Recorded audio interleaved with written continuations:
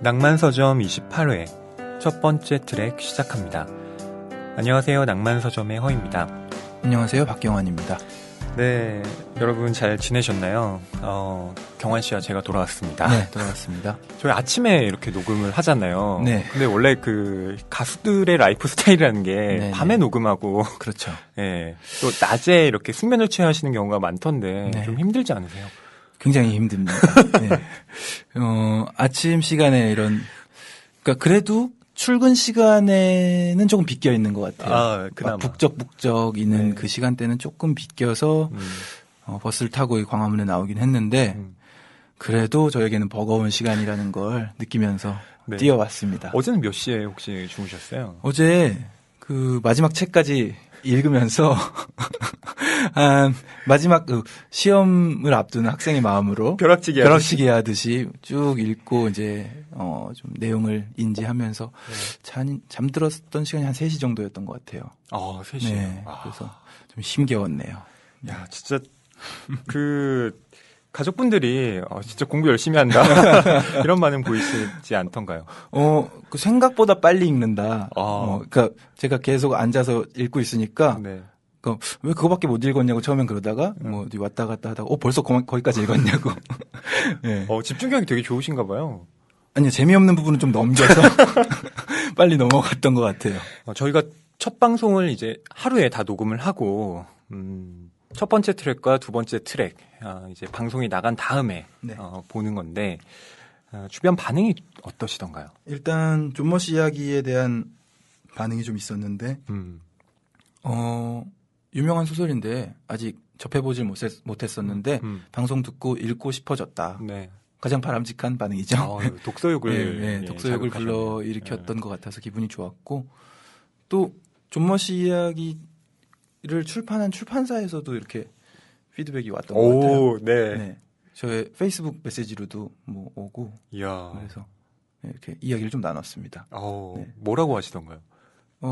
잘 소개해줘서 감사하다고 그런 대화를 제가 뭐 출판사 쪽과 나누게 될 줄은 몰랐는데 뭐 낭만서점에서 진행을 하니까 그런 일도 있네요. 저는 이제 첫 번째 트랙과 두 번째 트랙 다 피드백을 해봤는데 제 스스로 느끼기에는 첫 번째 트랙보다 두 번째 트랙에 조금 힘이 빠졌구나 이런 생각은 들었습니다. 저도 이제 많은 반성을 하면서 좀 들어봤는데요. 네. 그 두 번의 녹음을 하면서 두 책을 다루면서 제가 굉장히 의욕에 차 있었다는 것을 느꼈어요. 그 두 책을 다 너무 재밌게 읽기도 했었고, 네.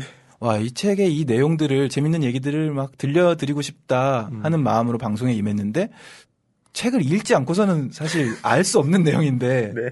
재밌다고 자꾸 얘기를 하니까, 그게 안 그래도 알쏭달쏭한 얘기인데, 네.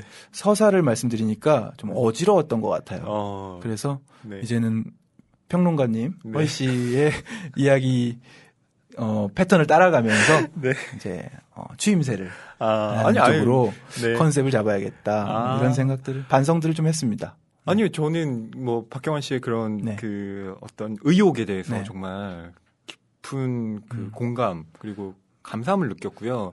사실 거기에 제가 이제 좀 부응하지 못했다 이런 반성을 그런가요? 네, 깊이 했습니다. 예, 그래서 저희가 회의를 조금 해봤는데요. 책에 대해서 이야기를 할 때 줄거리보다는 역시 저희의 그 해석과 감상을 네. 그리고 또 물론 공감하는 부분도 있을 테고요.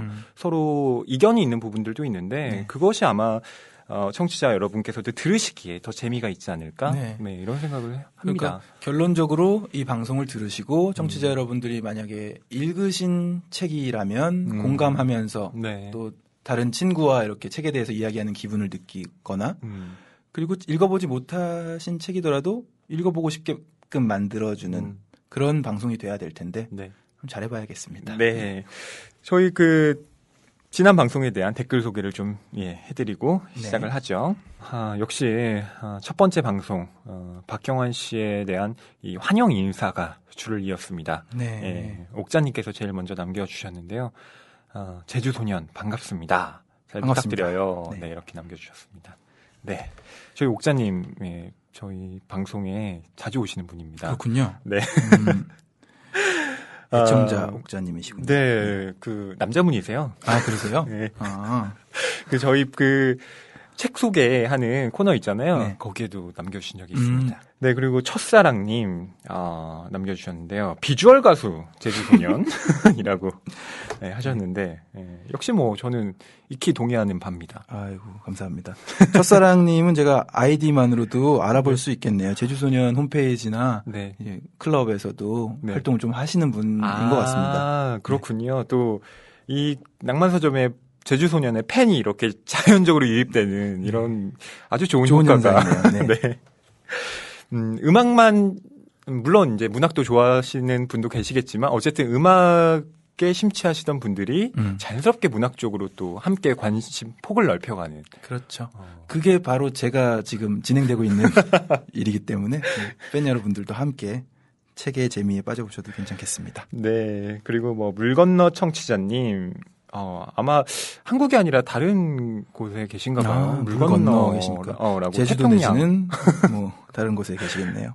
네. 낭만서점은 좀 다른 매력이 있는 팟캐스트 같다고 말씀을 해주고 계신데요. 저에 대해서 코멘트를 해주셨습니다. 네. 말하는 것이 모두 정답인 것 같은 느낌이 아니라 나보다 책을 많이 읽은 친구 아니면 학교 선배랑 이야기하는 것 같을 때가 있다고 하셨는데요. 예, 뭐 저는 정답을 잘 모릅니다. 그래서 제가 아는 한도 내에서 겨우겨우 말씀을 드리는 거기 때문에 제가 지금까지 겪은 허희 씨는 정답을 아는 느낌이 있는 아니에요. 대화 중에 뭔가가 의문점이 생겼을 때 언제나 해답을 잘 제시해 주시는. 그렇지 않아요. 네, 그렇군요. 그래서 저는 이런 그 친밀한 매력에 사실은 어필을 하려고 하고 있고요. 네. 가진 게 그것밖에 없기도 합니다. 저는 아직까지도 그냥 책을 많이 읽은 이루마 씨 느낌이 하는 것 같아요. 네. 네. 피아노를 못 쳐가지고. 민봉님 또 남겨주셨는데요. 늘 좋은 책, 편안한 진행으로 즐겨 듣고 있습니다. 제주소년이 오셨으니 이제 감성 돋는 음악까지 추가되나요? 음악도 종종. 네. 음악 얘기는 종종 하고 싶어지더라고요. 책을 읽다 보니까 관련돼서 생각나는 음악들이나 앨범들이 종종 있는 것 같아요. 그런 거 좀 자주 말씀해 주셨으면 생각나는 좋겠어요. 대로 말씀드리겠습니다. 그 책 읽을 때 음악을 함께 틀어놓고 읽으면 또 어떤 시너지 효과가 나는 게 분명히 있거든요. 제가 굉장한 시너지 효과를 느꼈던 적이 있는데 이문열의 삼국지를 읽으면서 네. 어떤 OST를 틀었냐면 예전에 스캔들이라는 영화 있어요. 배용준 씨와 전도연 씨 나온 전도연 영화. 씨 스캔들 OST가 현악이지만 이제 이병우 음악 감독 네. 하셔서 국악이 이렇게 섞인 것 같은 그런 선율들이거든요. 정말 딱 떨어지더라고요. 삼국지의 그 내용과 그쵸. 네, 그 음악이 그러니까 현대적인 악기들을 썼으면서도 그 국악을 재현한 국악을 표현한 그런 느낌이 삼국지의 느낌과 맞닿아 있었어요. 네. 한번 해보세요. 되게 재밌습니다. 17님입니다. 정희연 작가님 요즘 날씨에 딱 어울리시는 그 몽환적인 음성 그립습니다. 담고 싶어서 혼자 연습해보고 그랬는데 원피스 위에 얇은 가디건 하나 걸치는 계절이 좋다고 하셨었는데 요즘 글 쓰시느라 바쁘실 테죠? 기다리고 있을게요. 그렇습니다. 네, 정희연 작가님을 또 그리워하시는. 저도 그립습니다. 이렇게 또 댓글 남겨주신 분들 감사드립니다. 네, 앞으로 더 열심히 할게요. 네. 저희가 오늘 그 의욕적으로 책을 선택을 했는데요. 그 전에 낭만서점의 야심찬 코너. 네. 경환 씨 소개해 주시죠. 네. 청취자분들이 소개해 주신 책을 소개해 드리는 시간인데요. 오늘은 김진영 씨의 목소리로 만나보겠습니다.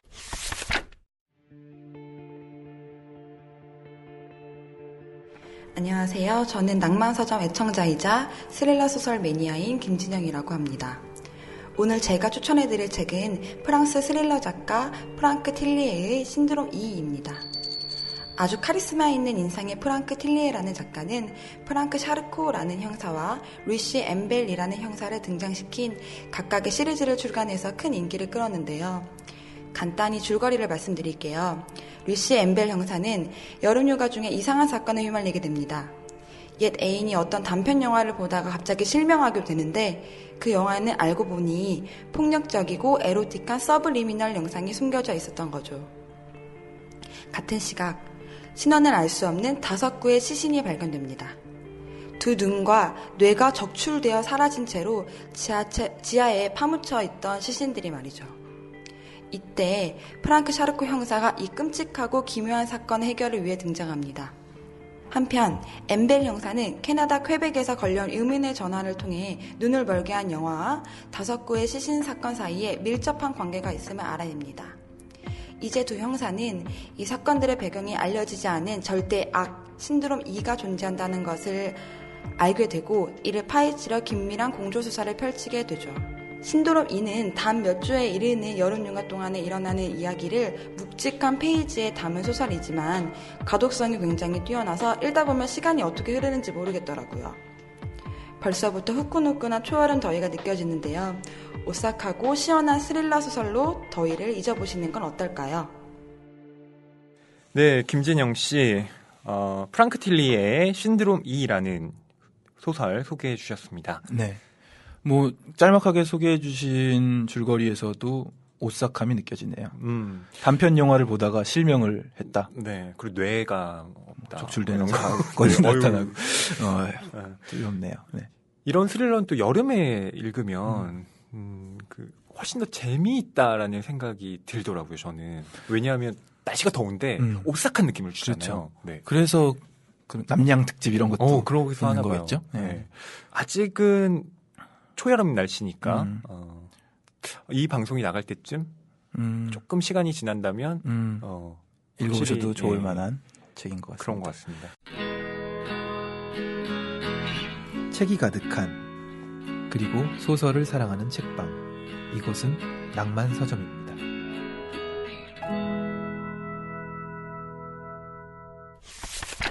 그럼 본격적으로 첫 번째 트랙 시작해 보겠습니다. 먼저 본다는 것에 대한 이야기를 좀 해보고 싶은데요. 네.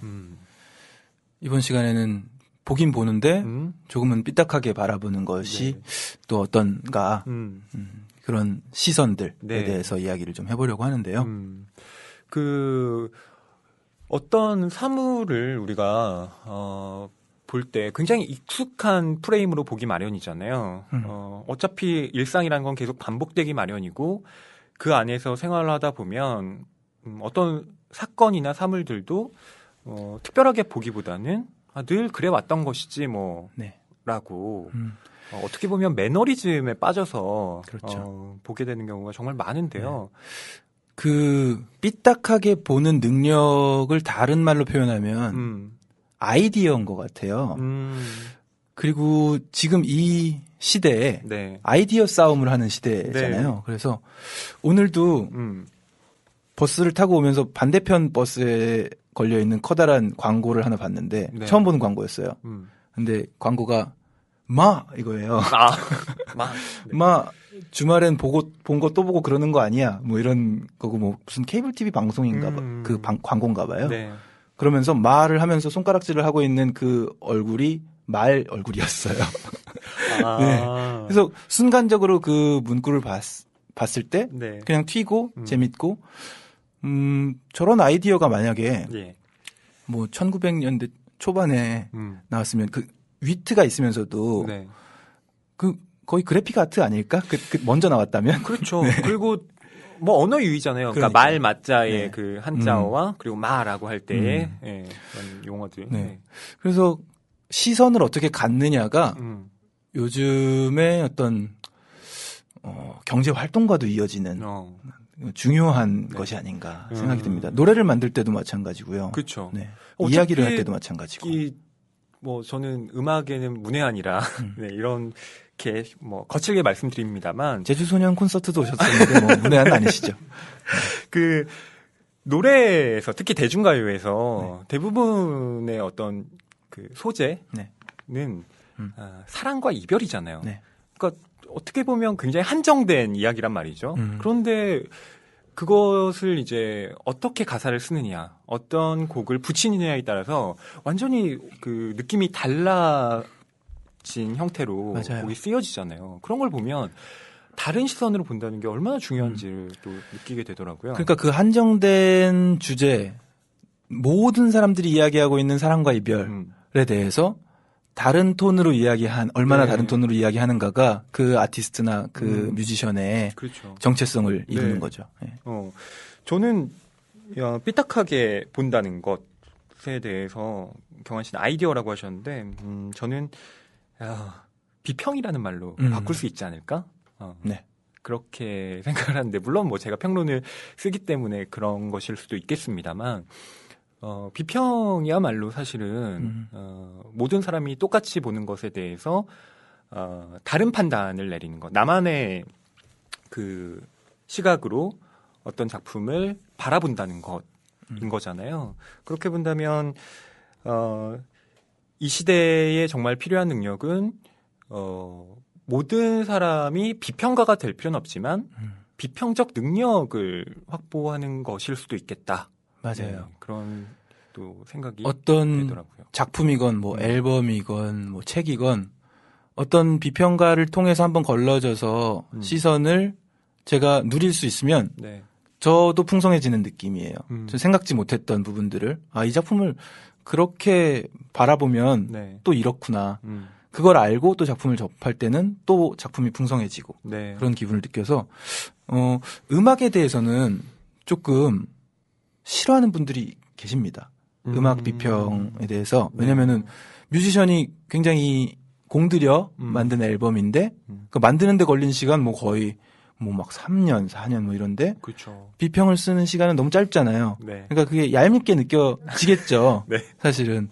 그런데 제 입장은 그래도 필요한 것 같아요. 네, 그런 여러 시각들이. 그것들이 너무 부각돼서 정말 그 노고가 네. 전혀 받아들여지지 않는 건 문제 있겠지만, 예. 네.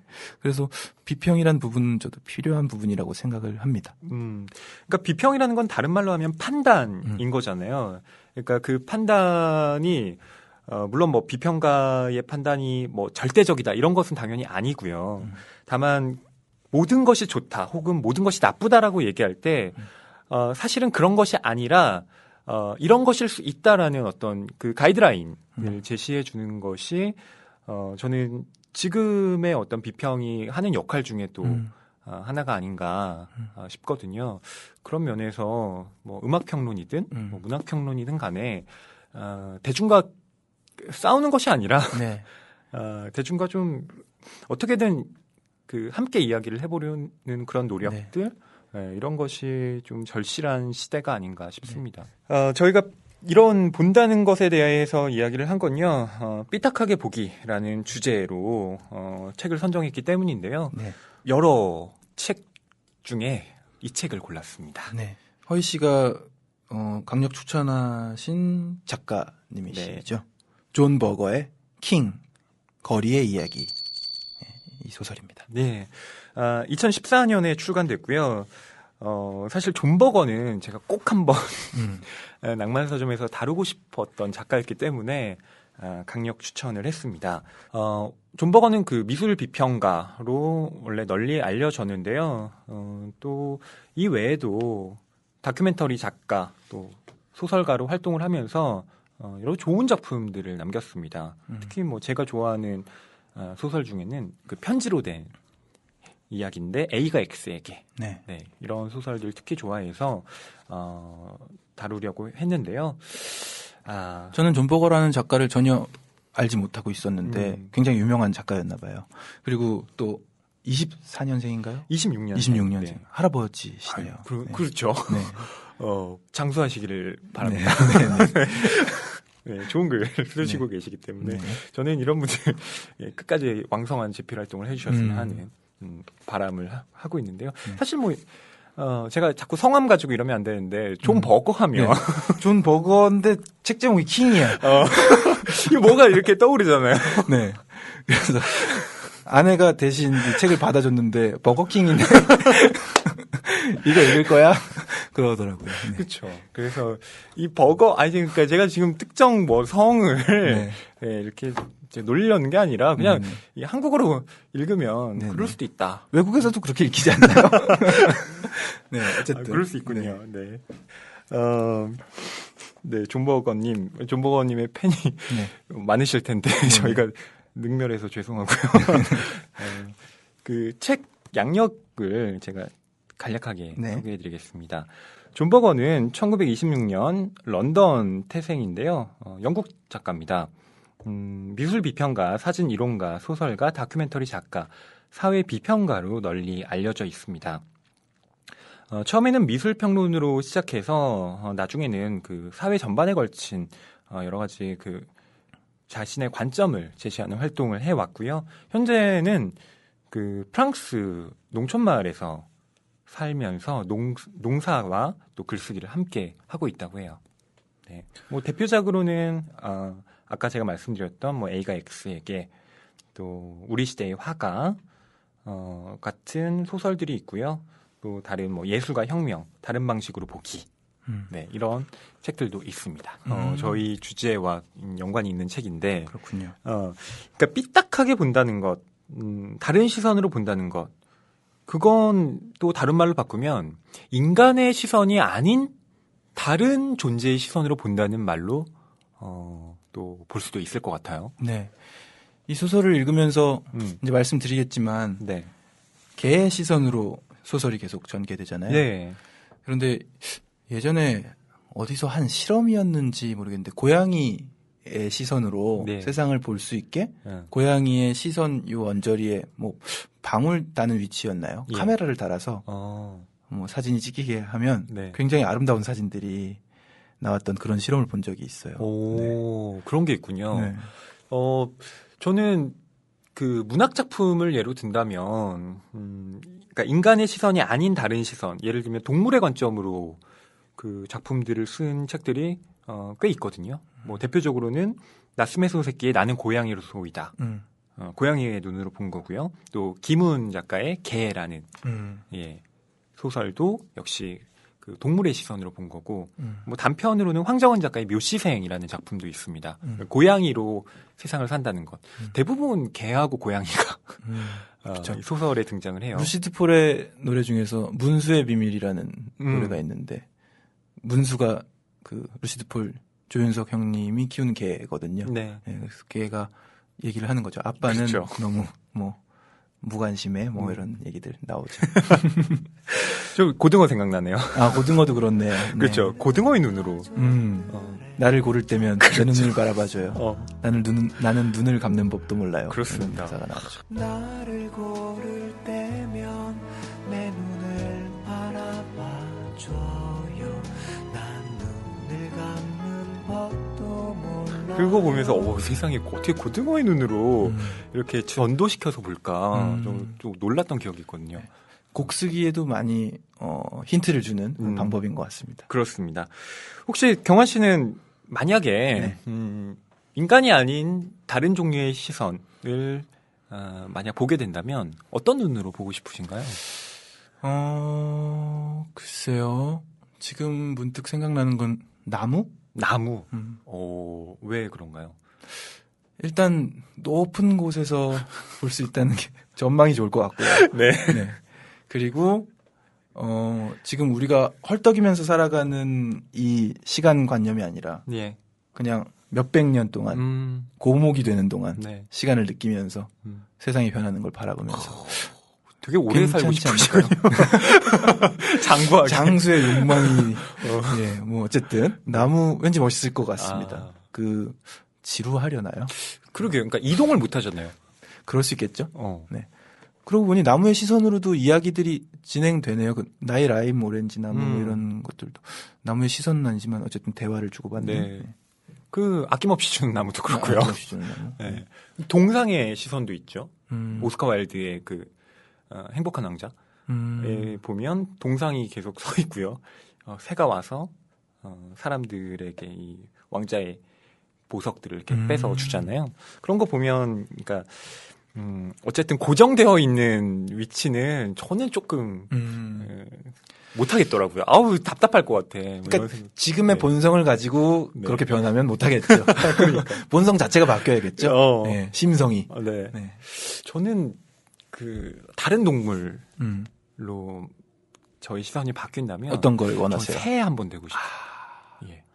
그걸 생각 못했네. 나무. 네. 그러니까 나무는 너무 종종 놀러 오세요. 그러니까요. 새는 이렇게 좀 이동할 수도 있고요. 저 멀리도 보고 바다도 이렇게 그러네요. 볼 수 있고요. 새 괜찮다. 되게 다를 것 같아요. 이렇게 뭐 꼭 멀리서 보는 것뿐만 아니라 그 아주 가까이에서 세밀하게 보면 네. 세상이 전혀 다르게 보이기도 하잖아요. 가령 현미경적인 시선 이런 것도 있죠. 하성란 작가의 곰팡이꽃이라는 소설이 있는데요. 그걸 보면 그 쓰레기를 아주 가까이에서 보면 그 쓰레기에 피어난 어떤 곰팡이가 마치 꽃처럼 보인다는 거예요. 그래서 그 제목이 곰팡이 꽃이거든요. 그러니까 어떤 사물을 현미경적인 아주 밀착해 서 본다면 전혀 다른 세계가 펼쳐진다는 것. 그런 걸 보면 아, 우리가 아는 세상이라는 게 꼭 하나만은 아니구나. 그런 그 진실을 다시 알게 해주는 예, 그런 작품이기도 합니다. 이 킹이라는 작품은 개의 눈으로 네. 세상을 보는 거죠. 네.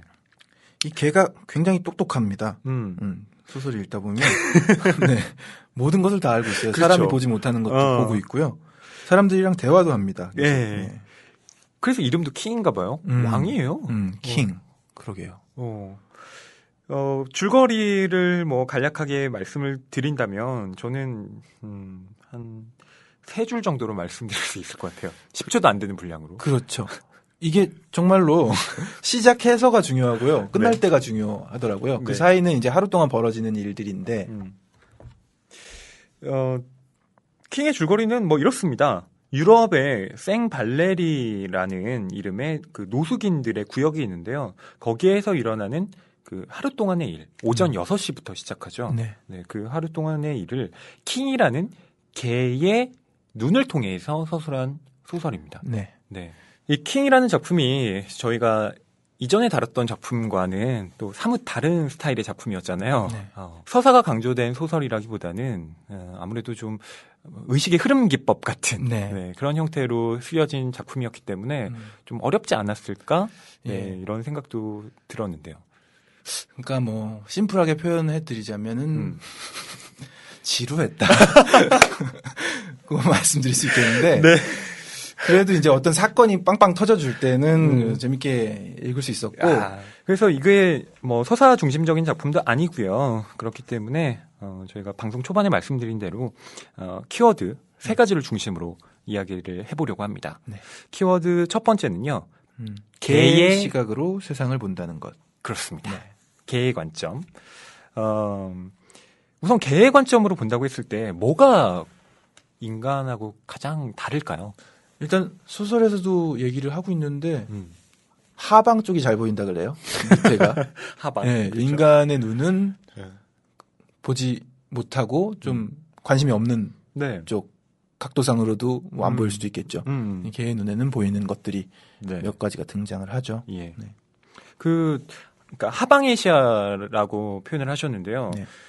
인간은 어쨌든 대략 뭐 키가 뭐 성인의 경우에는 1m가 넘잖아요. 그러니까 1m가 넘는 시선에서 이렇게 앞을 보는 건데 걔는 물론 큰 개가 있지만 대체로 뭐 한 30cm, 40cm 그렇죠. 요 정도 내외에서 본다면 높아봤자 50cm. 우리가 왜 쪼그려뛰기 할 때 이렇게 앉아가지고 그 오리걸음 할 때 그 시선으로 지금 세상을 본다면 정말 그 우리가 보고 있는 그 사회하고는 완전히 다른 관점으로 보일 것 같더라고요. 그렇죠. 키 큰 친구들이 키 작은 친구들 놀릴 때 주로 이런 얘기 거기서 하잖아요. 숨이 잘 쉬어지냐? 뭐 밑에 거긴 괜찮냐고. 그렇죠. 예, 뭐 그런 느낌이 있네요. 네. 또 이 개의 관점이라고 할 때 개의 특징 중에 하나가 이 서열 관계를 또 명확하게 아는 거잖아요.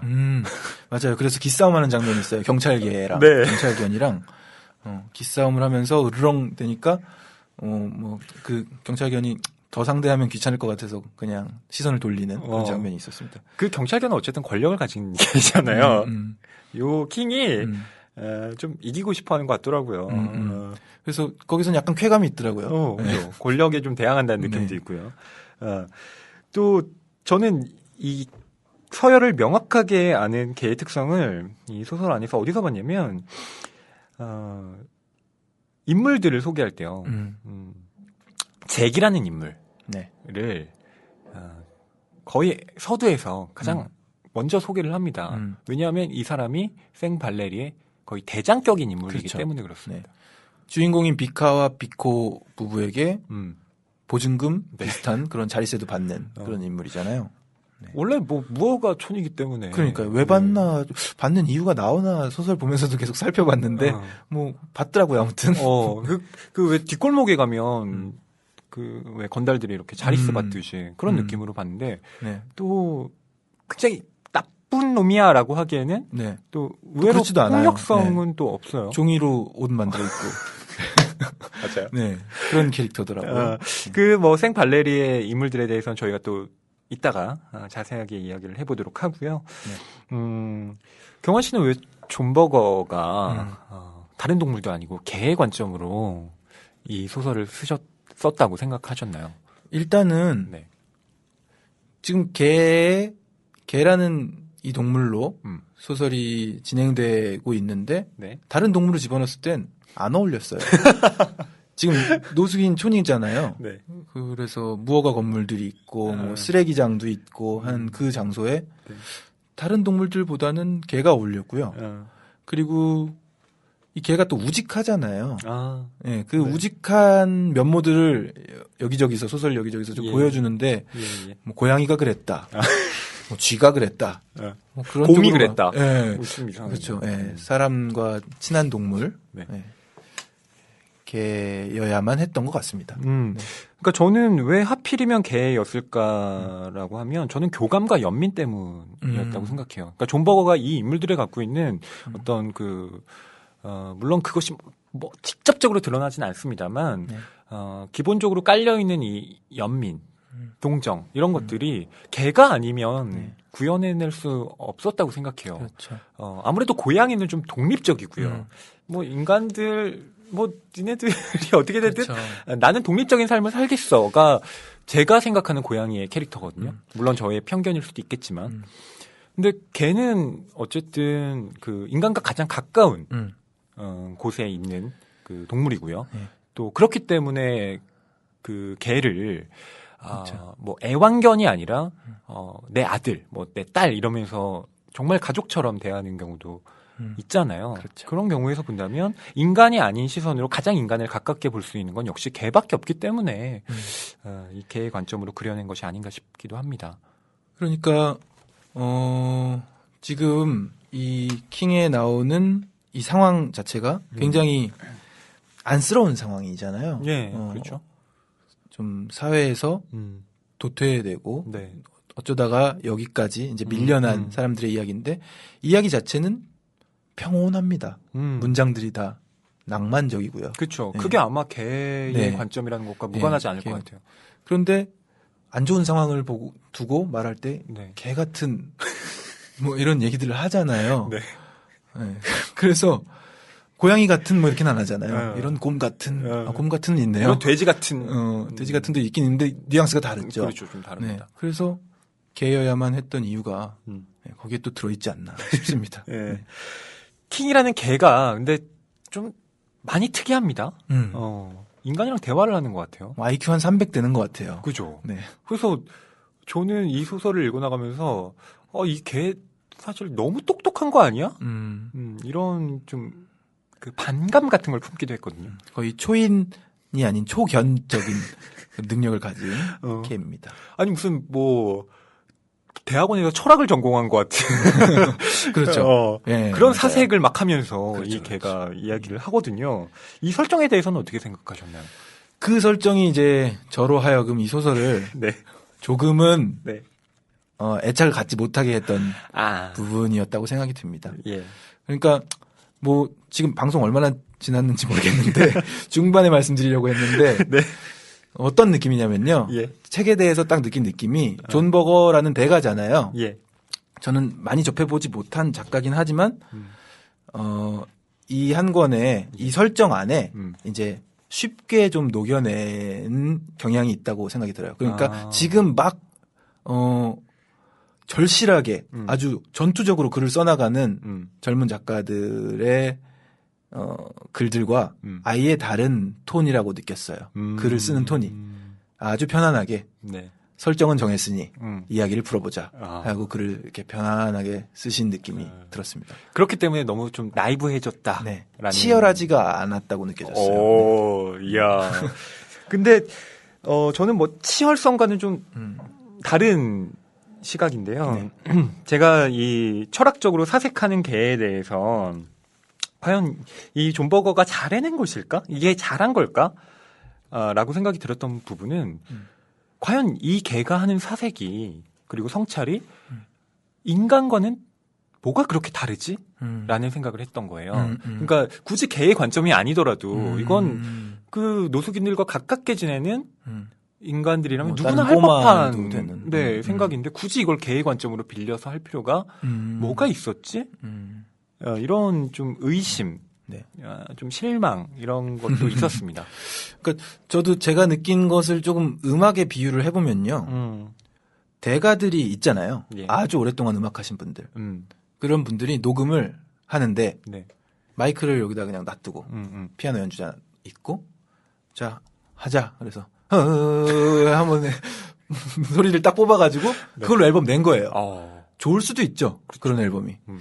그런데 요즘에 이제 열심히 음악하고 있는 학생들 뭐 젊은 뮤지션들은 장비 사다가 마이크 세팅하고 보컬 트랙 따로 받고 기타 받고 편곡하고 현 들어가서 믹싱하는 과정에서도 몇 달이 걸리고 마스터링하고 뭐 이런 아주 치열한 공정 작업이 있는 거거든요. 네.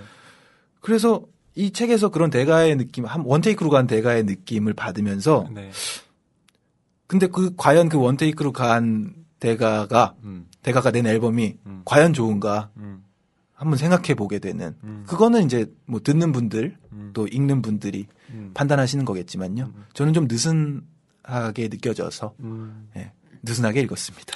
그러니까 결국 그 문제는 이 킹이라는 개가 인간과 대화를 한다는 것과도 연관이 있다고 보는데요. 네네. 뭐 가령 나츠메 소세키의 나는 고양이로 소이다 같은 경우에는 인간의 마음을 알지 못하잖아요. 그렇기 때문에 고양이의 관점에 철저하게 입각해서 세상을 본단 말이죠. 그래서 그래 고양이가 본다면 이럴 법하다라고 생각을 하게 되는데 이건 인간과 대화를 하기 때문에 야 이건 인간보다 더 인간 같은데 이게 개인가? 이런 그리고 반문을 하게 만들어요. 네. 그 대화 내용도 일단 반문을 하게 만드는 그런 대화 내용들이고 높은 수준의 네네 아주 철학적인 그 고담 중론이 오고 가요. 그런데 그것이 과연 또 진짜 육성으로 오가는 이야기인가 그냥 소설적인 허용인가 이제 그런 장면이 등장함으로써 좀 판타지가 되잖아요. 이야기를 할 수 없어야 되는 동물인데 이야기를 한다는 장면도 나오니까 그래서 약간 뒤죽박죽처럼 느껴졌어요. 저는 뭐 그렇다 치더라도 여하튼 킹과 인간이 실제로 대화를 하는 건 아니었다고 생각해요.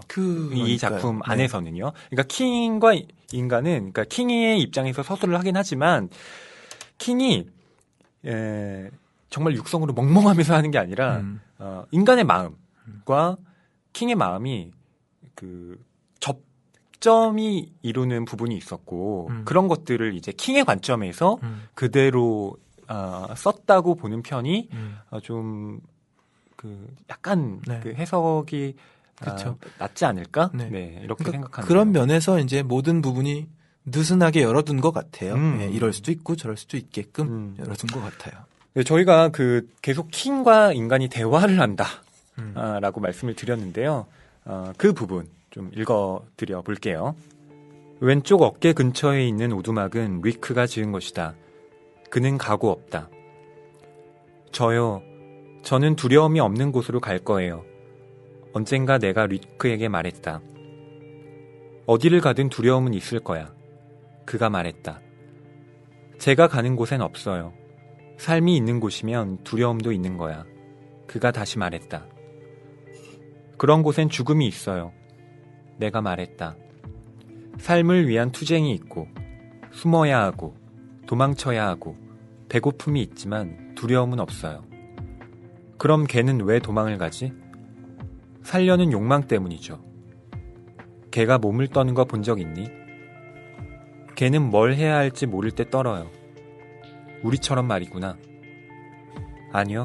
사람들은 뭘 해야 할지 알 때도 그걸 모를 때만큼 몸을 떨죠. 네, 이런 부분.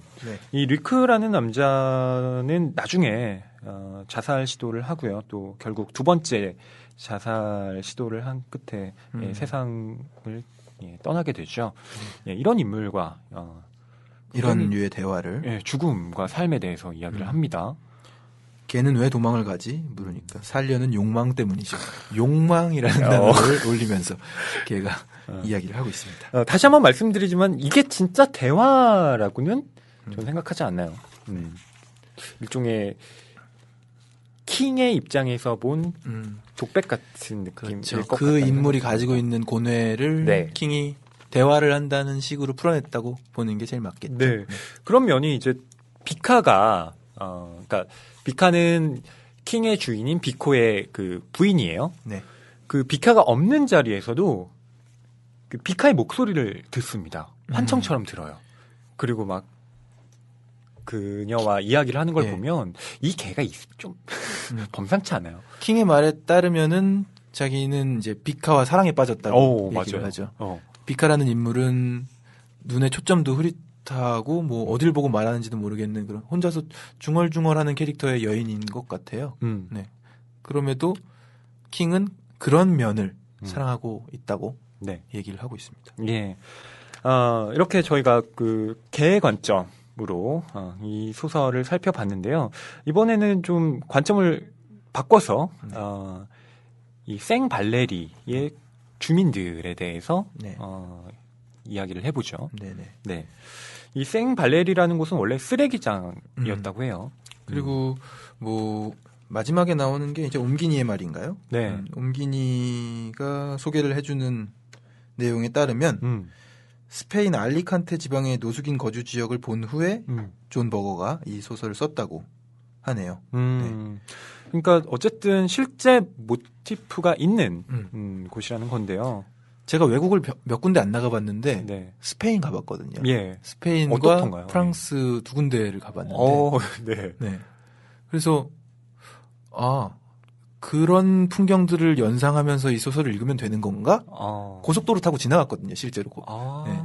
그 언저리에 있는 바위들, 풀들 기억이 나는데 그 어딘가에 이 캐릭터들이 모여 살고 있었다고 생각을 하고 읽으니까 좀 더 눈으로도 펼쳐지는 것 같은 기분이 들었습니다.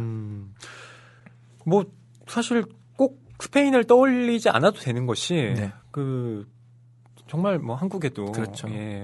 이런 그 노숙인들의 어떤 모습들을 우리가 볼 수 있잖아요. 그렇죠. 사실 별로 언급을 하지 않고 우리가 뭐 논의를 하지 않기 때문에 없는 것처럼 취급이 되지만 뭐 가령 서울역만 가도요. 저는 항상 지하도 지나다닐 때 늘 맞아요. 많이 계시죠. 많이 그 광경들을 보게 되는데요. 이 어떻게 보면 세상의 끝으로 밀려온 사람들이잖아요. 이런 사람들에 대해서 여기 그 킹이라는 이 개는 각각의 이름을 또 한 명씩 불러주고 소개를 해줘요. 저는 이 장면이 참 뭐랄까 이 소설의 그 따뜻함이 아니었나 그런 생각이 들었는데요. 왜냐하면 그 노숙인들에 대해서 한 명 한 명이 누구고 그 사람의 이름은 무엇이다라고 이야기를 해주는 사람이 사실 얼마나 되겠어요? 그렇죠. 그 사람은 뭘 좋아하고 그 사람은 어떤 사람이고 이런 얘기들을 킹이 얘기해주고 있는 거죠. 그러니까 이거야말로 개의 시선이지만 누구보다 따뜻한 인간의 마음으로 사실 이 개가 이야기하고 있다라는 걸 또 방증하는 대목이 아닌가 싶기도 하고요. 그래서 이 여기에 있는 노숙인들 여러 캐릭터가 있는데 그 중에 알폰소라는 캐릭터, 그 캐릭터를 소개하는 부분을 좀 읽어드려 보도록 하겠습니다. 알폰소가 가장 부자인 건 노래를 하기 때문이다. 전자기타를 치며 지하철에서 노래를 한다. 옛날엔 나를 데리고 간 적도 있다. 자신이 노래를 하는 동안 내게 돈을 걷게 하려는 속셈이었고 나는 그의 뜻대로 했다. 그러던 중에 어디서 달고 다른 여자를 하나 만나더니 그 여자가 돈 걷는 일을 더 잘할 거라고 판단했다. 과연 그 여자가 더 잘했다. 하지만 여자는 거둔 돈의 대부분을 자신이 가지려고 했다. 결국 알폰소가 진 것이다. 알폰소는 목소리가 아름답다. 그건 패배자의 목소리이고 훌륭한 남자 목소리 중에 종종 그런 목소리가 있다. 그의 문제는 너무 많이 진다는 점이었다. 번 돈을 모두 여자들에게 쓰고 밤이면 그 여자들을 데리고 온다. 여자들은 아침 일찍 그의 돈을 가지고 떠나고 그런 날이면 알폰소는 노래를 하러 나가지 않는다. 집안에 처박혀 자신의 슬픈 목소리를 되찾는다. 비카의 말에 따르면 아이의 뇌가 없는 것 같다. 닭대가리보다도 못하다고 비카는 말한다. 이 알폰소는 한량이죠. 전 예술가라고 말하려고 그랬는데 네, 한량이군요. 예술가인데 한량이죠. 아, 네, 둘 다죠. 이 알폰소가 그러니까 음악을 하는 친구인데 네. 연주하고 그래서 연주하면서 돈을 벌고 네. 그 돈 버는 일을 지금 킹한테 시켰던 거잖아요. 돈 걷는 일을. 그렇죠. 모자 들고 뭐 이렇게 네. 관객들 네. 주위를 어슬렁 그러다 하는 어느 거죠. 날 이제 킹한테 시키지 않고 어떤 여자에게 시키고. 근데 그 여자가 돈 홀랑 가져가고. 아. 예. 그러니까 전형적으로 어디에선가 나타날 법한 그런 쾌락을 쫓는 듯한 별다른 사상 없는 음악가의 느낌. 이게 정말 좀 아름답게 표현이 된다면 그 영화의 원스라고 있잖아요. 네. 그것처럼 네. 이렇게 좀 되게 길거리에서 서정적으로 그렇죠. 연주하고 뭐 이렇게 채색될 수도 있었는데 네. 이건 결국 그 여자가 네. 도망가 버렸죠. 꽃뱀. 도망은. 그렇죠. 근데 어떻게 보면 그게 삶의 진실일 수도 있고요. 네. 네. 저는 패배자의 목소리가 아름답다라고 하는 이 구절 무릎을 쳤거든요. 아니 사실 승리자가 막 이렇게 대단한 사람이 나와서 노래를 막 하는 건 물론 뭐 노래를 진짜 잘할 수 있지만요. 감정적으로 별로 와닿진 않거든요. 근데 진짜 왜 절규하는 그리고 그 사람의 인생을 알 때 느껴지는 파토스가 있잖아요. 예를 들면 가령 그 고 김현식 예, 그 분의 경우에는 내 사랑 내 곁에를 들을 때 그렇죠.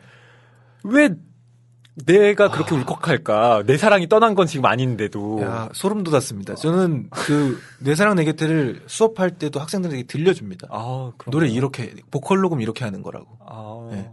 보컬 녹음이라는 거를 굉장히 깔끔하게 떨어지게 하려고 네. 욕망하잖아요. 그렇죠. 전혀 그렇지 않거든요. 내 사랑 내 네네, 곁에 맞아요. 뭐 아니면 장필순 선배님의 노래도 들어보면은 그냥 막 성대가 긁혀요. 네. 그런데 이제 그런 보컬 녹음을 저는 이렇게 표현을 하죠. 그 고 김현식 선배님이 보컬 녹음을 할 때 어떻게 했겠냐? 아, 저 잠깐만요. 여기 음정 잠깐만 다시 잡고 갈게요. 이렇게 안 했다는 거죠. 지금 이제 병환 중이셨는데 녹음실에 그냥 꾸역꾸역 나오셔서 네. 모두가 만류하는데도 불구하고 나오셔서 야 빨리 마이크 켜. 나 노래할 거야. 이 상태로 녹음한 거거든요. 네. 그러니까 거기에서 불타는 예술혼이 발휘되는 거고 네네. 그렇게 느꼈기 때문에 저는 언제나 그 예를 드는데 딱 얘기가 나와서 반갑네요. 네. 힘겨운 날에 떠나자 떠나면 비틀거릴 내가 안길 곳은 어디에 그러니까 그 반드시 뭐 모든 노래를 그렇게 해야 된다라고 뭐 말씀드린 건 아니고요. 그렇죠. 다만 그 몰락하는 사람들이 갖고 있는 그 어떤 처절함 같은 것이 그 예술로 승화될 때 가지는 어떤 감동의 진폭이라는 건 이 머리로만 그리고 이지적으로만 써내는 어떤 것들과는 분명히 다른 깊이가 있거든요. 그렇죠. 예, 그 지점들을 좀 말씀드리고 싶었던 건데요. 알폰소는 그걸 아는 예술가였던 거죠. 그렇습니다. 진정한 예술가면서 진정한 한량이었습니다. 네. 좀 이런 말씀드리면 좀 그렇지만 항상 그 행복하게만 사는 사람들은 또 예술을 하기 어려운 부분들이 분명히 있는 것 같기도 해요. 그렇죠. 행복하기만 하다면 그만큼 한정되겠죠. 네. 예술이. 그러니까 행복하게 보이는 사람들일지라도 그가 내색하지 않은 어떤 아픔들이 분명히 있기 때문에 어떤 작품들이 탄생하는 것이라는 예, 생각도 들고요. 예. 그런 면에서 이 킹이라는 개도 아픔이 있습니다. 네. 처음부터 생발레리에 살고 있던 개가 아니에요. 네. 이 킹이 계속 이야기를 하면서 다른 캐릭터들의 과거도 언급을 하는데 본인의 과거를 언급하는 부분이 있어요. 네, 이제서야 나옵니다. 네. 좀 뒷부분에 나오거든요. 킹은 그 난민 수용소의 경비견이었다라고 자신의 과거를 밝힙니다. 그러니까 킹은 참 견생이라고 해야 되나요? 이 견생이 범상치 않은 게 전부 그 인간의 조건을 시험하는 장소에서 이 개가 함께하고 있단 말이죠. 그러니까 뭘 좀 아나 봐요. 소설 전반적으로 뭘 좀 다 아는 거야. 다 경험을 해봤고 처음부터 보고 자란 게 난민 수용소에서도 네. 경찰견으로 지냈고 경비견으로 지냈고 네. 그러니 뭐 이 생발레리에서의 삶과 생발레리에서의 이 사람들을 핸들링하는 네네. 거의 핸들링하는 그렇죠, 위치잖아요. 네. 호출도 하고 네. 심부름도 하고 하니까요. 그러니까 난민 수용소라는 것과 또 지금 생발레리가 원래 쓰레기장이었다고 말씀을 드렸는데요. 그런 것들이 전부 그 동질적으로 엮이거든요. 뭐 대표적으로 그 지구문트 바우만이라는 사회학자가 있는데요. 그 사람이 쓴 책 중에 쓰레기가 되는 삶이라는 책이 있습니다. 그러니까 지금 이 근대의 사람들은 다 삶이 쓰레기화되고 있다는 거예요. 그러니까 더 이상 인간이 인간의 가치로서, 그러니까 인간으로서 어떤 존재하는 삶의 조건들이 무너지고 잉여인간화되면서 인간 자체가 쓰레기로 전락해버리는 그런 지금의 21세기를 서술하고 있는데요. 그런 걸 보면 이 생발레리나 난민수용소나 이런 모든 곳들이 가장 그 인간을 문제화시키는 그리고 첨예하게 인간에 대해서 그 실존을 고민하게 만드는 그런 장소들이라는 점에서 분명히 이 작가의 시선이 어디로 향하고 있는가는 알 수 있는데 문제는 이제 그 방식에 대해서 저희가 조금 그래서 이견이 있던 거고요. 존 버거라는 작가가 또 귀촌 생활을 하고 있는지도 모르겠어요. 네. 그러니까 그렇습니다. 이 밀려난 사람들도 사실은 저는 메커니즘은 비슷하다고 보거든요. 그러니까 인간들이 계속 하나의 부품처럼 그리고 다 쉽게 대체될 수 있는 것으로 바뀌면서 결국엔 소수의 노숙인들이라고 하지만 사실은 우리 모두가 지금 서서히 그렇게 돼가고 있는 것 아닌가라는 경각심을 또 불러일으키는 지점들이 이 안에 있더라고요. 네. 제가 철학과를 졸업을 했지만 예. 별로 아는 건 없어요. 남는 것도 없고. 근데 교수님들 들으시면 어떡하냐고. 네. 그런데 정말 무릎을 치고 느낌이 빡 왔던 어떤 수업 내용이 있었는데 하이데거가 네. 얘기했던 인간의 사물화라는 개념이었거든요. 네, 근데 네. 오늘도 얘기를 살짝 할 수 있을 만한 것이 그러니까 이제 수업 시간에 그런 식으로 예를 드셨어요. 출근을 해야 되는데 네. 지하철에 줄이 많아요. 그래서 난 타야 되는데 못 탈 수도 있는 거고 막 낑겨서 막 그러면은 그 인간들 내 앞에 줄 선 인간들은 사물들인 거죠. 그렇죠. 나를 가로막는 장애물들.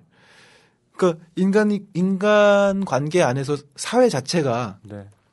이렇게 바쁘게 돌아가고 복잡하게 돌아가니 그것에 부합하지 않는 사람들이 이렇게 밀려나고 생발레리로 모여드는 현상. 그 현상이 또 이 소설을 쓰게 만들지 않았나 생각이 듭니다. 네. 하이데거까지 나오네요. 네. 이야. 하이데거 진짜 문자가 어렵잖아요. 똑같으세요. 네. 전혀 모르고 이제 그 내용만 와닿았는데. 네. 네. 이 킹의 주인인 비코 그리고 비카도 킹과 비슷한 시기에 이 생발레로 오게 됩니다. 물론 비카는 좀 나중에 오죠. 비코가 킹이라는 이름도 지어주게 되는데요.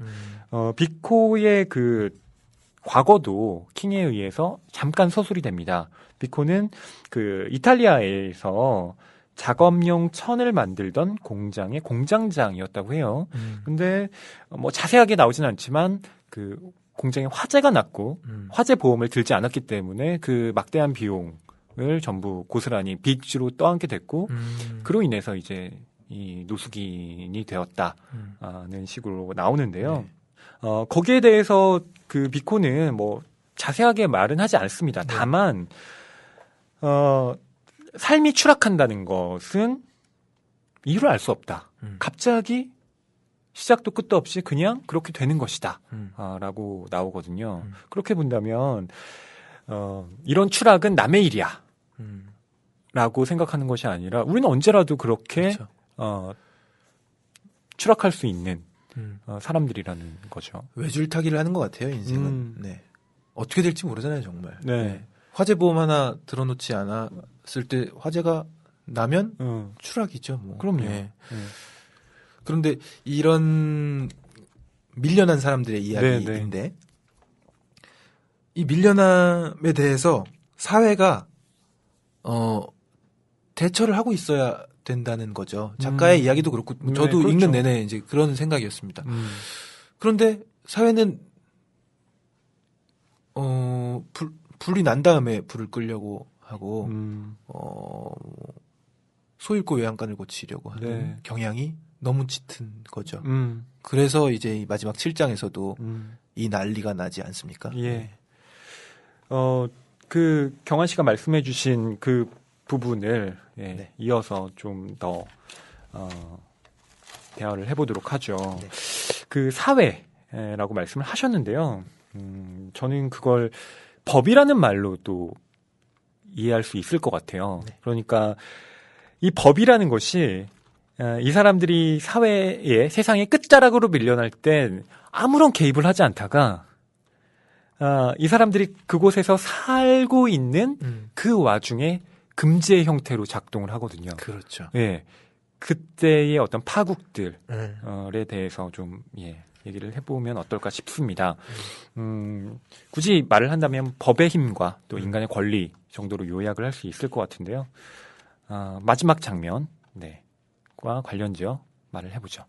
일단은 아까 제 얘기 소설 중반부에서 이거 큰일이군 뭐 이런 톤으로 빨리 킹에게 사람들을 오늘은 좀 일찍 들어오라고 해라 네. 이런 호출 명령을 내리죠. 그런데 킹은 가서 뭐 뭔가 좀 큰일이 난 것 같긴 한데 그 이야기를 좀 늦게 전달했고 어쨌든 비카와 비코는 돌아왔는데 네. 그때 벌써 이제 철거를 위한 국가에서의 압박이 들어와 있는 겁니다. 그래서 마주하게 되죠. 뭐 공식적으로는 이렇게 언급을 하죠. 그 생발레리 구역에서 어떤 유독 물질이 검출되었기 때문에 거기서 사는 것은 위험하다. 그러니까 당신들은 이주해야 하기 때문에 빨리 그곳을 비우고 나와라. 라고 하는데 말은 그렇게 하면서 옆에는 그 무한궤도와 기중기와 이런 것들을 갖다 놓고 마치 그 협박하는 투로 말을 하죠. 그러니까 더 좋은 곳으로 더 좋은 시설로 이주시켜드리겠습니다 하는 그 말들을 저는 좀 천진난만해서 그런지 믿고 싶었어요. 그래서 안타까웠어요. 이 파국이. 그냥 믿고 그 버스에 타면 좋은 곳으로 가진 않았을까? 더 나은 환경으로 가진 않았을까? 왜냐면은 정말 파국이 일어나니까 그 장면이 너무 안타까워서. 근데 전혀 그 국가의 말에 신뢰를 갖지 못하고 대항하잖아요. 이런 부분에 대해서는 좀 어떻게 봐야 되나요? 갔으면 좋은 데가 있었을까요? 그러니까 물론 국가의 입장에서 이 사람들을 뭐 다른 곳으로 옮겨주겠다라고 마련은 해놓고 지금 얘기를 하는 말을 건지. 하고는 있는데 근데 저는 어떤 생각이 들었냐면 만약 그럴 거였으면 이 사람들이 이렇게 살고 있을 때 이렇게 갑자기 쳐들어왔을까? 그런 것이 아니었다면 미리 경찰 권력이 아니라 어떤 다른 형태로 어떤 이주를 제안했을 거고 당신들을 위한 어떠한 대책이 마련되어 있을 것이다라는 상세한 설명과 토론 설득의 과정이 있었을 텐데 그런 것이 전혀 없이 말 그대로 이건 기준기 갖고 통보의 와버렸어. 예, 형태로 온 거죠. 그런 권력에 대해서 따른다는 건 어떻게 보면 내 권리를 최소한의 권리를 포기하는 그렇군요. 형태라고 저는 생각하거든요. 그래서 어떻게 보면 이 저항은 제가 보기엔 필연적인 것이라고 보여집니다. 그러니까요. 그러니까 기준기를 갖고 오지 말았어야 되는데. 그리고 얘기를 할 거였으면 좀 다른 방식으로 대화와 협상을 통해서 그렇죠. 예, 더 좋은 곳으로 가는 방안이 마련돼 있어야 됐는데 일단 집을 부실 장비들을 가져와 놓고서는 그렇죠. 좋은 데가 있으니까 나오시라 이 얘기니까 예. 정말 좋은 데가 있는지도 확실치 네, 않은 확실치 거고요. 않고 네. 예.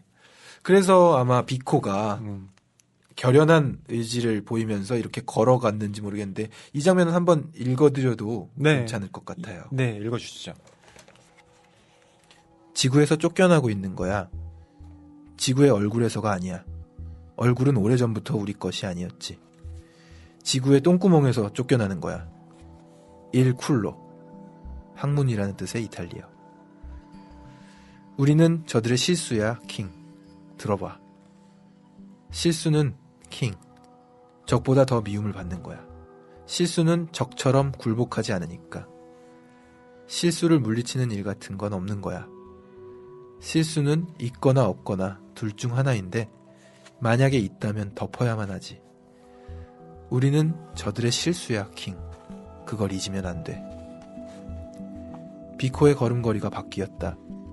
갑자기 그의 발걸음에는 아무런 머뭇거림도 없어졌다. 결심을 한 듯 발끝으로 가볍게 거의 춤을 추듯 걷는다. 음악은 들리지 않고 재킷의 어깨 부분이 보기 흉하게 돌아가고 터졌다.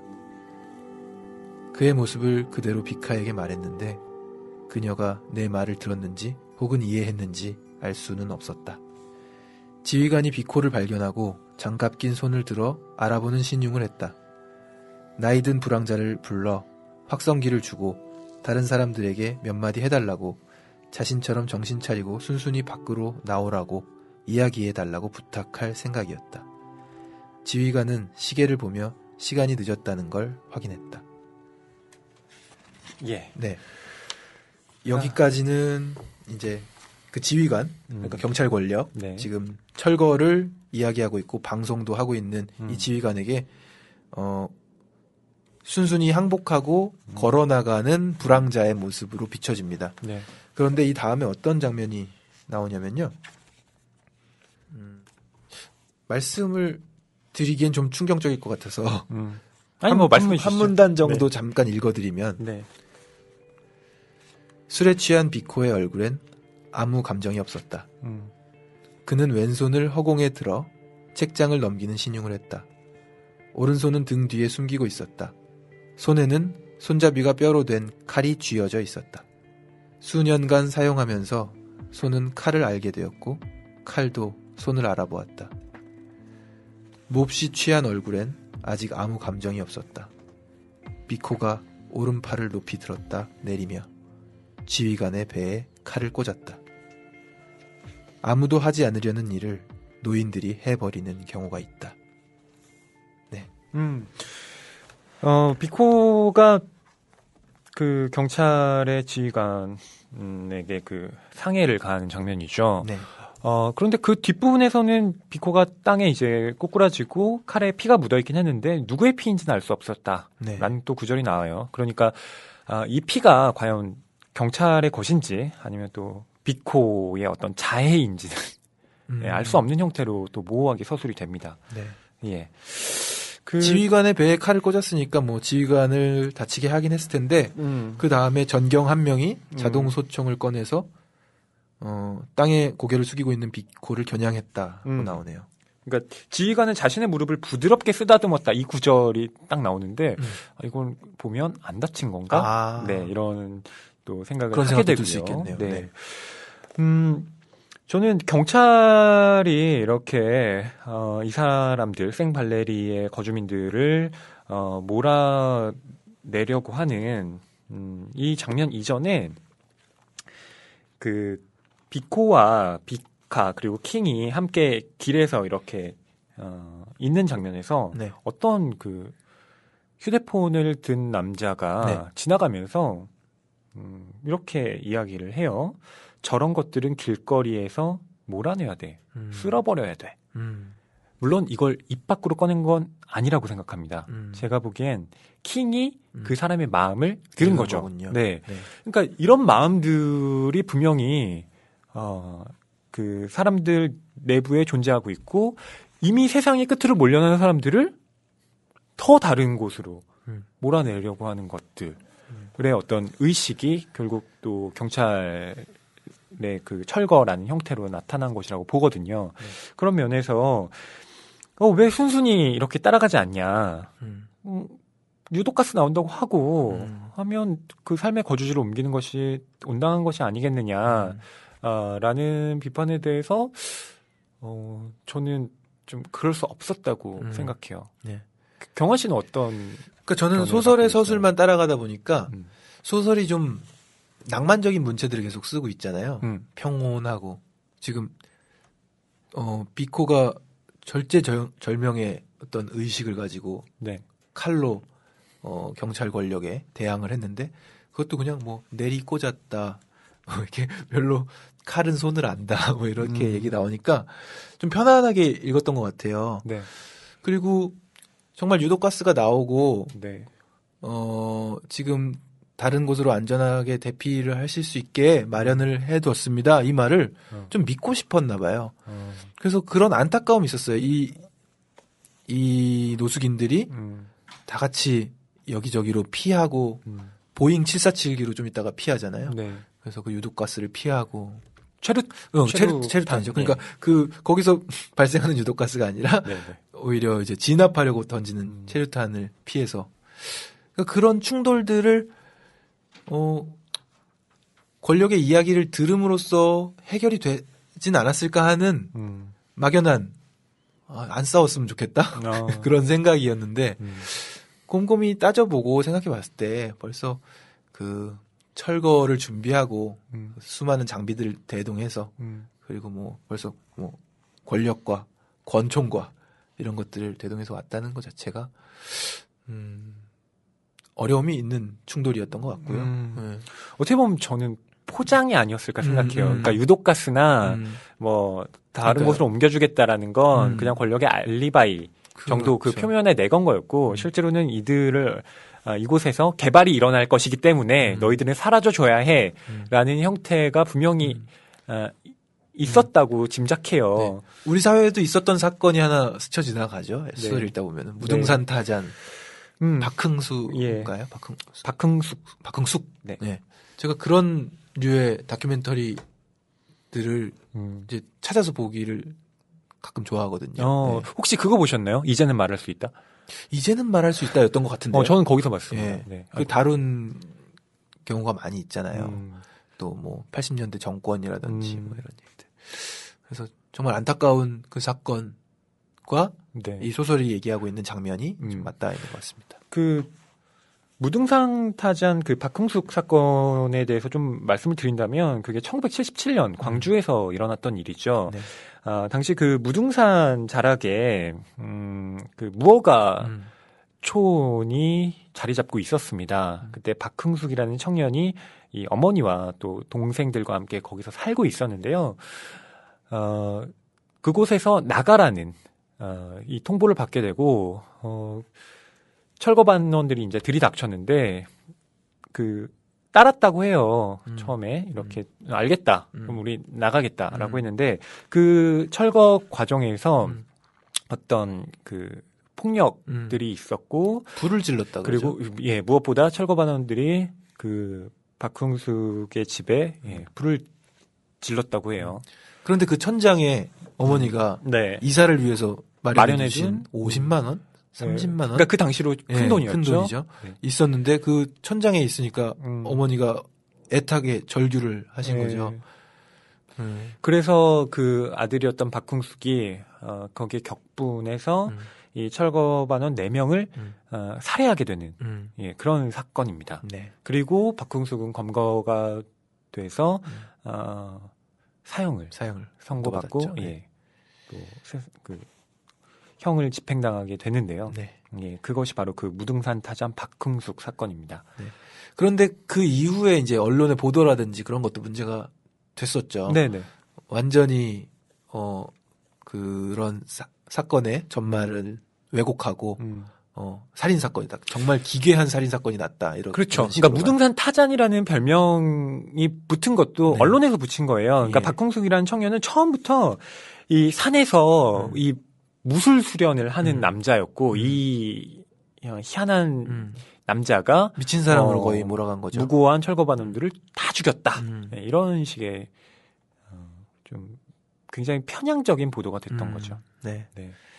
그래서 오늘 우리가 살펴보고 있던 킹이라는 소설과도 장면이 좀 이렇게 오버랩돼서 지나가는 것 같습니다. 네, 뭐 문학 작품을 예로 든다면 조세희 작가의 난장이가 쏘아올린 작은 공도 대표적입니다. 네. 전 또 그 소설도 바로 이것과 연결 지어지던데요. 거기에서도 보면 난장이 가족들이 밥을 먹고 있는데 기중기가 와서 이 벽을 허물어 버리죠. 그런데 가족들은 끝까지 고기를 먹으면서 철거반원들에게도 이 고기 좀 먹어보라고 권하는 장면들도 나오고요. 결국 뭐 어떤 권력의 힘으로 이들을 몰아내는 것들이 세계 곳곳에서 네. 보편적으로 정말 일어나고 있는 것이구나라는 걸 다시 한번 새삼 깨닫게 하는 그런 것이기도 했고요. 저는 이 생발리에리 주민들의 저항은요, 결국 국가 권력이 이들이 가장 힘들 때에는 외면하고 있다가 이들이 이제 어떤 공동체를 이루니까 그것을 파괴하는 형식으로 작동을 한단 말이죠. 그리고 무허가라고 하지만 이들은 엄연히 잭이라는 인물에게 자릿세도 내고 그렇죠. 자기 힘으로 건물을 다 지었단 말이죠. 자신들의 거주지가 명확하게 있는데 니네 무허가니까 어서 나가라 라고 하는 이런 것들은 어떻게 보면 삶의 권리를 당장 포기하라는 말과 다르지 않은 것이잖아요. 그렇기 때문에 저는 이들의 저항이 어떻게 보면 불가피했다. 네. 라고 생각하는 쪽입니다. 네. 저는 마지막 장면이 특히 이 소설의 어떤 백미라고 생각하는데요. 네. 함께 저항하던 사람들이 어떻게 되는가. 그리고 이것이야말로 저는 문학적인 네. 결말일 수 있겠구나 하는 바로 그 장면 네. 읽어드리도록 하겠습니다. 요아킴의 기침이 마치 개 짖는 소리처럼 점점 마른 기침으로 변해갔다. 그 소리에 내가 짖었다. 그 짖음은 병을 깨고 나오는 목소리. 내가 여기 있다 라고 말하는 목소리다. 병은 침묵이다. 침묵이 깨지고 짖음으로 선포한다. 내가 여기 있다. 요아킴의 기침이 다시 짖는 소리가 되었다. 알폰소도 짖었다. 다른 이의 짖는 소리가 귀를 찌르고 혀를 누르고 마치 응답하듯 입을 벌려 다시 짖는다. 내가 여기 있다. 소리 좀 전에 삼킨 악마의 가스를 뱉어내며 짖었다. 말락은 손가락에 반지를 비틀며 짖었다. 그들은 어디로 가야 할지 몰랐다. 그들도 나와 마찬가지였다. 리베르토가 짖었다. 그들도 나와 마찬가지였다. 잠시 후 자신이 짖고 있다는 것도 있고 그제서야 다른 사람들의 소리가 들린다. 합창처럼 들리는 짖는 소리. 그 누구도 변하지 않고 제각각 또렷하게 들리지만 너무나 또렷해서 가슴을 찢는 소리. 그 짖음은 이제 무언가 달라졌다고 말한다. 이렇게 우리가 여기 있어 라고. 우리 여기 있어 라는 그 말이 거의 죽어있던 기억을 깨우고 그 기억이 밤바람에 다시 불꽃을 피우는 재처럼 살아나고 함께 있었던 기억, 두려움, 숲, 음식에 대한 기억도 되살아난다. 그들이 거기 누워 짖고 그 짖음에서 나는 그들의 이름을 듣는다. 사냥개 데니, 요아킴, 솔, 말락, 에나, 알폰소, 스피츠, 리베르토. 보잉의 먼지 더미 속에 웅크리고 앉은 그들은 가진 게 아무것도 없다. 내가 가진 게 아무것도 없듯이. 우리는 모두 똑같았고 모두 짖고 있었다. 그러니까 지금 여기 노숙인들을 네. 함께 최루탄 가스를 피해서 도망쳐 왔고 그래서 기침이 나는 와중에 한 사람 두 사람 기침하는 그 장면에서 네. 다 같이 음. 개가 되어서 짖는 듯한 네. 문학적인 정말 변형을 주고 있는 것 같아요. 그러면서 그 뒷부분에서는요, 이 킹과 함께 그곳을 탈주해서 그 바다로 가는 장면이 나옵니다. 네. 그러니까 이 인간들이 킹과 같은 개가 되어서 질주하는 그 장면이 나타나고 있는 것이죠. 전 이 부분은 정말로 여러 가지 해석이 가능하다. 라는 생각이 들더라고요. 네. 경환 씨는 어떻게 보셨나요? 영화로 만든다고 해도 좀 뭉클하면서 탁 트인 어. 그런 장면으로 연출될 수 있지 않을까. 한편으로는 네. 또 정말 기괴한 장면이기도 해요. 왜냐하면 법 밖으로 탈주하는 그 순간은 인간으로서가 아니라 바로 인간이 아닌 다른 동물 혹은 개가 돼야 가능한 일. 일이라는 네. 거죠. 네. 그러니까 그것이야말로 이 법이 이 사람들에게 어떻게 작동하고 있는가를 굉장히 그 적나라한 방식으로 보여준 거라고 봐요. 법으로 옥죄려거든 차라리 개가 되겠다. 뭐 이런 선언이 될 수도 있겠고. 그렇죠. 법이 네. 작동하는 순간 네. 인간은 동물이 되고 동물로서만 그 법 밖으로 나아갈 수 있다는 이러나 저러나 비극인 거죠, 사실은. 네. 문학작품 안에서 어쨌든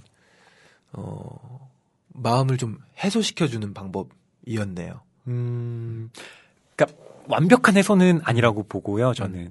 그러니까 아름답지만 그 안에 어떠한 씁쓸함이 남아있는. 그게 있는 거죠. 네. 페이소스가 분명히 있습니다. 그러니까 왜 인간으로서 나가지 못하는가라는 점도 질문을 해봐야 된다는 거죠. 네. 하지만 그 모든 상황도 나중에 이것이 킹의 어떤 환상이었다는 것이 밝혀집니다. 네. 네. 그러니까 이 아름다운 한밤의 질주 혹은 바람일 수도 있는 그리고 한편으로는 굉장히 슬픈 이 탈주 같은 것. 그리고 저는 무엇보다 우리 여기 있어라는 말이 계속 반복되는 것이 정말 가슴 아프더라고요. 네. 이 우리 여기 있어라는 건 비단 생발레리뿐만이 아니라 정말 우리 최근에 일어났던 여러 가지 사건들에서도 환기될 수 있는 그런 목소리라고 봅니다. 네. 네, 저희가 그 킹이라는 존 버거의 작품으로 대략 3가지 정도의 이야기를 해봤어요. 네. 개의 관점, 그리고 생발리리의 어떤 거주민들, 그리고 법의 힘과 인간의 권리라는 그런 키워드들로 얘기를 좀 해봤는데요. 만약 이 소설을 지인들에게 추천을 해주신다면 네. 어떤 분들께 특히 좀 권해드리고 싶으신가요? 일단은 사회 참여적이신 분들에게 네. 지금 방금 말씀하신 대로 요즘에 일어나고 있는 이 국면에 네. 대해서 환기를 시켜줄 수 있는 또 문학 작품이니까 네. 그런 분들께 추천을 하고 싶고요. 네. 저처럼 서사를 쫓아가면서 재미를 느끼기에는 네. 이제 올바른 선택은 아니고요. 재미없다라는 걸 강조하시는 거죠? 재미있습니다. 재미있는 부분이 있죠. 재미있는 부분이 있는데 제가 중요시하는 재미는 이제 다른 종류의 재미였던 거라는 조금 다른 종류의 재미가 있다. 네, 그거를 이 소설을 통해서 깨달은 것 같아요. 어떻게 보면. 네. 그러니까 서사적으로 굉장히 사람을 몰입시키면서 진행시키는 어떤 작품이 있는가 하면 계속 어떤 텅 빈 공백들을 만들어내면서 그것을 이렇게 생각하게 만들고 사유하게 만드는 그런 작품들도 있잖아요. 네. 그런 면에서 본다면 킹은 명백한 후자라는 것. 그렇습니다. 네. 네. 그렇군요. 네. 네, 오늘 방송 어떠셨나요? 네, 오늘 방송 이제 우리가 두 번째 만남이어서 그런지 네. 조금은 편안하고 그리고 조금은 저의 어떤 잘못 나갈 수 있는 열정을 내려놓고 재밌게 방송 만들어 봤던 것 같습니다. 다음 방송도 기대가 되네요. 네, 여러분 어떻게 들으셨나요? 들으신 소감 또 팟캐스트 댓글로 많이 남겨주시고요. 저희는 다음 두 번째 트랙으로 돌아오겠습니다. 네. 댓글 많이 남겨주시고요. 기다리겠습니다. 감사합니다.